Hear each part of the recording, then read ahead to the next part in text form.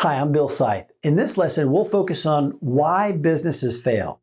Like I've said before, my mission is to help you succeed. So taking the time to understand some of the root causes of business failure is a great exercise and one that you really should take seriously. Although the statistics I'm about to share change from year to year, in 2018, the Small Business Administration cited that roughly 80% of small businesses survive the first year. Surprised? Well, it's good. You've got an 80% chance you'll survive the first 12 months in business. Now, the chances of your business lasting 5 years, however, drop to about 50%.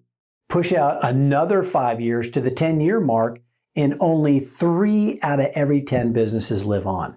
Now, don't let these facts get you down, though. The reason I created this course was to shift those odds in your favor, especially looking down the road 10 years. Another reason why those stats might be a bit misleading is that, it's not uncommon to have an exit strategy built into your plan to sell or shut down operations after that long. My point in teaching you the main causes of business failure is to help you make better business decisions.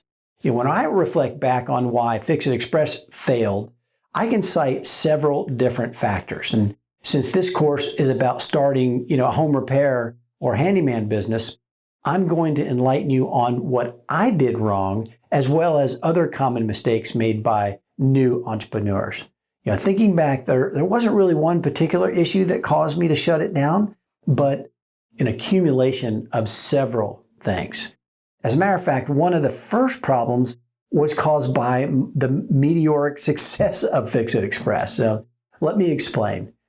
Once the word got out that there was a reliable home repair company in town, friends told friends, and my phone began to ring off the hook requesting all kinds of repairs. As a matter of fact, I had so many people calling me to do different things, I never wanted to say no. So I began looking for technicians to help me expand. So naturally, I thought I needed employees. Of course, with employees, a whole host of issues come with them, especially in the construction trades. Bottom line on employees is try to use independent contractors if your business model allows it. For Fix-It Express, having employees led to needing more work vans, and that led to more debt. More employees and more vehicles equals more costs.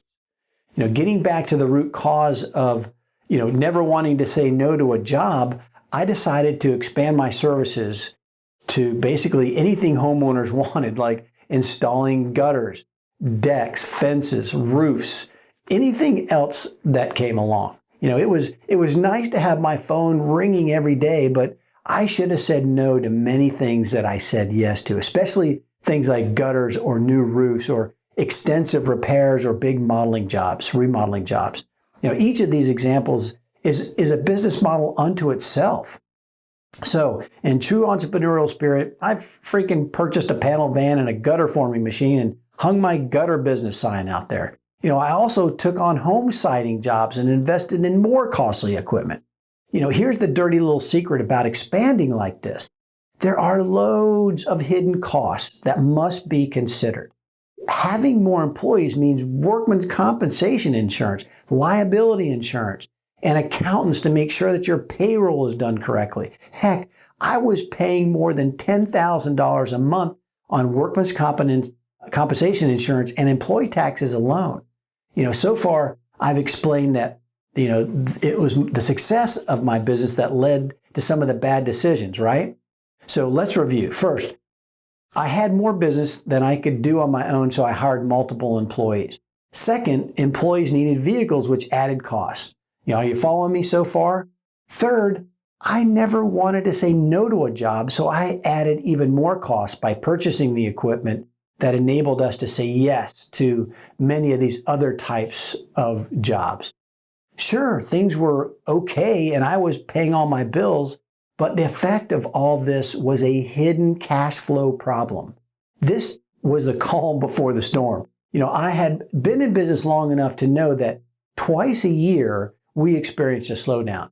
Calls would slow to a trickle at the beginning of the summer and just before the Christmas holidays. Each slowdown lasted about a month, and in the beginning, it wasn't that big of a deal. In my third year, however, the spring slowdown was just enough time to bring that hidden cash flow problem to the surface. Cash flow problems are like living paycheck to paycheck, and then you get laid off.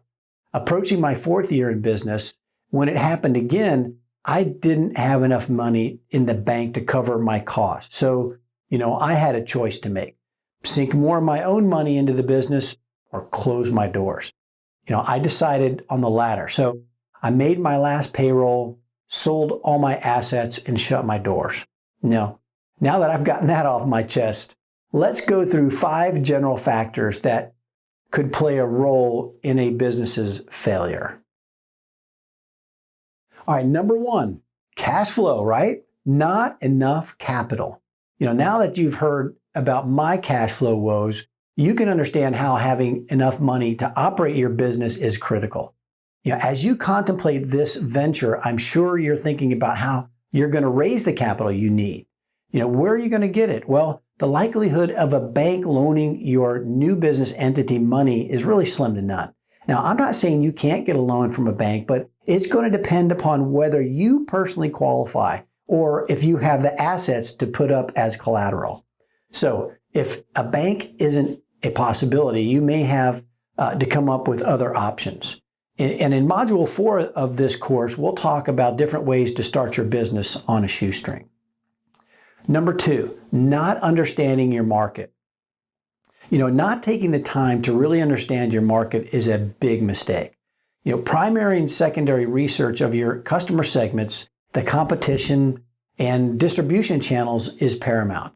The last thing you want to do is invest a bunch of money into an untested idea. And we'll go over this in depth when we create the Handyman business model canvas in the next module. Number 3, making pivot or persevere decisions. Markets change and businesses need to change along with them. So don't get overconfident thinking your customers are always going to be there. You got to keep your finger on the pulse of the market so you can see things changing and alter your business plans if they do. Watch for new market trends or innovative technologies that you can capitalize on as well. Be the leader in your industry before, be the first to embrace a new technology or product and offer it to your customers. Being the first to market establishes you as an expert, and customers will knock down your doors to have it. All right, number 4, expanding too fast. I had to include this as one of my top 5 reasons businesses fail because, I expanded Fix It Express too fast. Had I taken a little more time to think through a strategy and stick to it, I wouldn't have purchased, 6 work vans, a gutter machine, a panel van, and a car for doing estimate and hired a bunch of employees. Having a well thought out strategy ahead of time will save you from making costly mistakes. Now, I don't believe a business plan is the right document because, you typically create a business plan based on hypothetical data, especially for a startup. A strategy is more of a guiding document to help you make key decisions that align with your strategy. I think that's the way to go. Once your business is established and successful, you may think it's time to expand, and that's great, but you need to treat the expansion as if you're starting all over again. If you expand too fast and don't follow the same startup procedures we're outlining in this course, the financial drain of the failing operation can and will sink your entire ship. Number 5, bad internet presence or marketing, or no presence at all on the internet. Just because you work in the trades and don't know much about websites doesn't mean that you can't learn to create one. Setting up your own website today is easy, and I'll show you how in later lessons. As a matter of fact, it goes way deeper than just a website. You have to create a presence on multiple platforms all at once, like Facebook, Instagram, Pinterest, Angie's List, Home Advisor, Thumbtack, and that's just to name a few. Now, I'm sure you realize there are other reasons a new venture might fail, but this lesson should get you thinking about what matters most when starting your new venture.